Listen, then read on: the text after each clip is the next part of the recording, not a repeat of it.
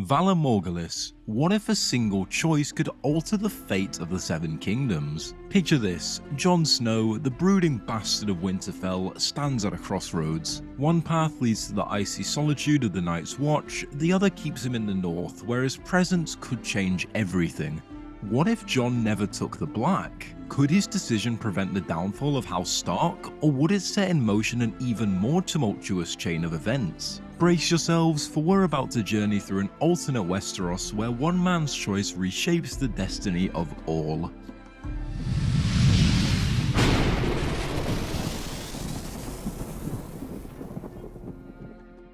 Welcome to Visions of Valyria, where we unravel the untold what-ifs of this epic saga. The turning point: Jon Snow's decision. In the original timeline, Jon Snow, feeling like an outsider in his own home, decides to join the Night's Watch. It's a choice driven by his desire for purpose and belonging, albeit in a place where warmth is as scarce as a good Joffrey moment. But let's flip the script. This time, Jon chooses to stay in Winterfell. Perhaps it's a lingering sense of duty to his family, or maybe the thought of eternal celibacy isn't as appealing when you're a brooding heartthrob in the north. This single decision sets off a chain reaction. Jon remains a part of the Stark household, altering family dynamics and the political landscape of the north. One might wonder, how much impact can one man really have? But Jon isn't just any man. He's a skilled fighter, a natural leader, and unbeknownst to him, possesses a lineage that could shake the foundations of the realm. Strengthening House Stark. With Jon in Winterfell, the Stark family gains an invaluable asset. His presence offers support to his siblings during tumultuous times. When Bran falls from the tower, Jon is there to comfort his younger brothers and sisters, providing a pillar of strength in a moment of crisis. His close relationship with Robb becomes even more significant as they face the challenges of leadership together. Ned Stark, heading south to King's Landing, entrusts the care of Winterfell not just to Robb but implicitly to Jon as well. The two brothers work in tandem, their complementary skills enhancing the stability of the North. Jon's tactical mind and Robb's charisma create a formidable duo. It's like having both brains and brawn on the same team, a medieval superhero team-up without the capes. But what about Catelyn Stark? Her frosty demeanor towards Jon doesn't thaw overnight. However, shared hardships and Jon's unwavering dedication to the family begin to chip away at her icy exterior. When Jon saves Bran from the Catspaw assassin, it's hard for even Catelyn to deny his loyalty. This act plants the seeds of potential reconciliation. Could Jon finally earn her acceptance, or at least a nod of acknowledgement at dinner? Altering Theon's path. Theon Greyjoy's trajectory might also change with Jon in Winterfell. In the original storyline, Theon betrays the Starks to prove himself to his father, leading to disastrous consequences. However, Jon's influence could steer Theon down a different path. Both outsiders in their own right, they share a mutual understanding. Jon's camaraderie might provide Theon with the sense of belonging he desperately seeks, reducing his need to earn his father's approval through betrayal. Imagine Theon standing at a crossroads, torn between his loyalty to the Starks and his desire for his father's acceptance. With Jon's support, perhaps he chooses loyalty over ambition. This decision would keep Winterfell secure from internal threats and maintain the strength of the Stark forces. It begs the question, how much can friendship alter destiny? Robb Stark's campaign redefined. As tensions escalate and news of Ned's arrest reaches the north, Robb calls his banners. This time, Jon rides alongside him, not as a member of the Night's Watch bound by oath, but as a brother and a warrior. Their combined leadership bolsters the morale of their troops. The Northern Army marches south with a renewed sense of purpose, united under the Stark banner. Robb's military strategies benefit from Jon's insights. Together, they plan their campaigns with precision. When faced with the critical decision of crossing the Twins, the seat of House Frey, the presence of Jon offers new possibilities. To secure safe passage, the Starks originally agreed to Robb marrying one of Walder Frey's daughters, a promise that, when broken, leads to the infamous Red Wedding. In this alternate reality, Jon might propose a different solution. Understanding the importance of honor and alliances, he could offer himself in marriage to a Frey daughter, preserving Robb's ability to make strategic marital alliances elsewhere. This selfless act maintains the Frey-Stark alliance and prevents the seeds of betrayal from taking root. Is it possible that Jon's sacrifice could avert one of the most brutal events in Westerosi history? Could the Red Wedding be erased from the pages of this alternate timeline? It's a tantalizing thought that showcases the profound impact of Jon's presence. The Wall without its future commander. Meanwhile, the Night's Watch faces its own set of challenges without Jon Snow. His leadership and bravery were instrumental in rallying the brothers against threats from beyond the Wall. Without him, morale dwindles. Samwell Tarly, lacking his closest friend and protector, struggles to find his place. The camaraderie that once bound the brothers is weaker, leaving them ill-prepared for the dangers that lurk in the frozen wastes. The wildlings, sensing the vulnerability of the Watch, grow bolder. Mance Rayder's plans might unfold more aggressively, potentially leading to an earlier and more successful breach of the Wall. The implications are dire.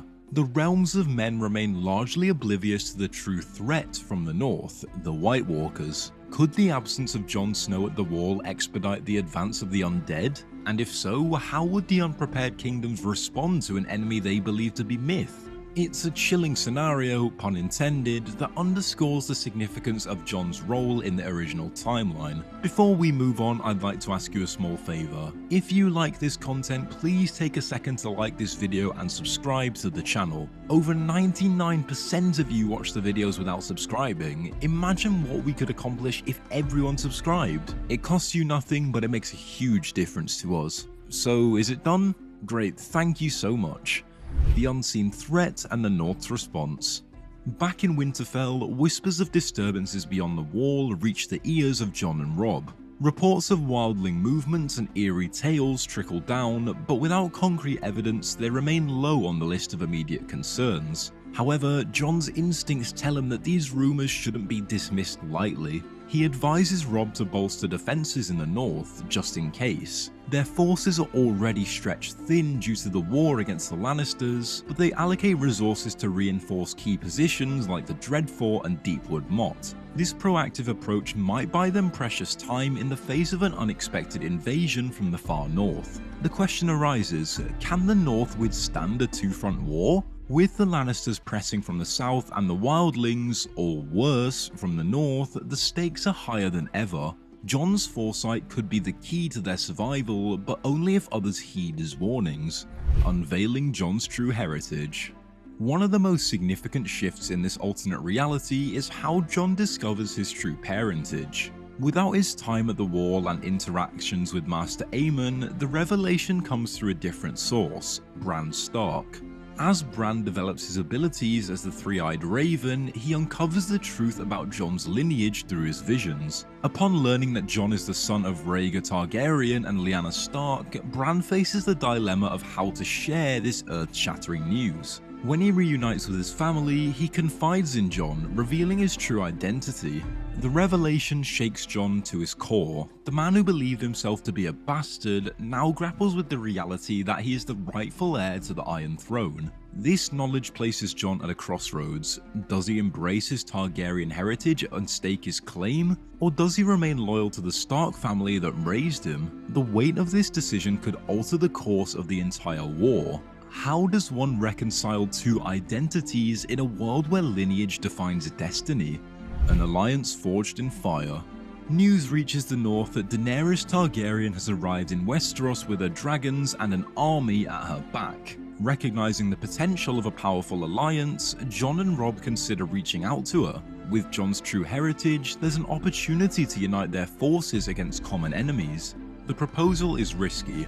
Aligning with a Targaryen, especially one with a claim to the throne, could alienate other allies. However, the strategic advances are undeniable. Dragons could turn the tide against the Lannisters and provide a formidable defense against threats from the north. Imagine the meeting between Jon and Daenerys, two Targaryens both with claims to the throne, both shaped by vastly different experiences. Their discussions would revolve around more than just military strategy. They delve into themes of legacy, duty, and the future of Westeros. Could they set aside personal differences for the greater good? Would they find common ground in their shared lineage? The alliance could be the key to uniting the Seven Kingdoms, but it could also sow seeds of tension if not carefully navigated. The battle for Westeros. With the combined forces of the Starks and Daenerys' army, the tides of war begin to shift. The Lannisters, facing enemies on multiple fronts, struggle to maintain their hold on the Iron Throne. The presence of dragons in battle is a game changer, inciting both fear and awe across the realm. As the allied forces march south, they liberate territories oppressed under Lannister rule. Support for their cause grows, and whispers of Jon's true identity spread. The people rally behind the notion of a just leader with both Stark honor and Targaryen might. However, victory is not guaranteed. Internal conflicts arise as questions of succession and governance come to the forefront. Daenerys is determined to claim the throne she believes is hers by right. Jon, reluctant to pursue power, is thrust into the spotlight as a unifying figure. How will they navigate these complexities? Will their alliance hold under the weight of ambition and expectation? The outcome would redefine leadership in Westeros, establishing a new era or plunging the realm into further chaos. The looming threat from the north. Amidst the political maneuvering and battles for the throne, the true enemy advances silently. The White Walkers, taking advantage of the fractured Night's Watch, move southward. The long night looms, and the living remain largely unprepared. Jon, ever mindful of reports from the north, urges the Alliance to prioritize the looming supernatural threat. Convincing others of its urgency proves challenging. Many dismiss the tales as myths or exaggerations, focusing instead on the tangible war at hand. It's a race against time. The question becomes, can Jon and his allies unite the realm quickly enough to mount a defense against the White Walkers? Or will internal divisions leave them vulnerable to an enemy that doesn't care for crowns or titles? This scenario emphasizes the recurring theme in Westeros: the danger of ignoring existential threats in favor of petty squabbles. It raises the question, will humanity set aside differences to face a common enemy, or will pride lead to its downfall? A new dawn or the same cycle?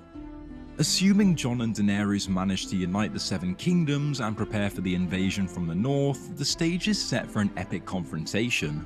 The final battle against the White Walkers would be a culmination of alliances, sacrifices, and the blending of old rivalries into a unified front. Victory, however, comes at a cost. Lives are lost and the realm is left scarred. In the aftermath, attention turns once again to leadership and the future of Westeros. With the immediate threats eliminated, the underlying tensions resurface. Jon, who has never sought power, is seen by many as the rightful king. Daenerys, whose life has been dedicated to reclaiming a family's throne, faces the reality of shared or even relinquished power. The potential for conflict is high. Will they find a way to govern together, balancing their strengths for the good of the realm? Or will ambition and entitlement unravel the hard-won peace? The future of Westeros hangs in the balance, teetering between a new era of prosperity and a return to the cyclical struggles for power. So what do you think? Does Jon Snow's decision to stay in Winterfell lead to a better outcome for Westeros? Could his influence prevent key tragedies and foster stronger alliances? Or might it introduce new challenges that outweigh the benefits? We invite you to share your theories and ideas in the comments below. After all, the beauty of exploring what-ifs is the endless possibilities they present. Your insights might just unveil new facets of this alternate reality that we've yet to consider. Valor. For more deep dives into the untold stories and fascinating what-ifs of the Game of Thrones universe, don't forget to like this video and subscribe to Visions of Valyria. Together, we'll continue to explore the rich tapestry of Westeros, one theory at a time.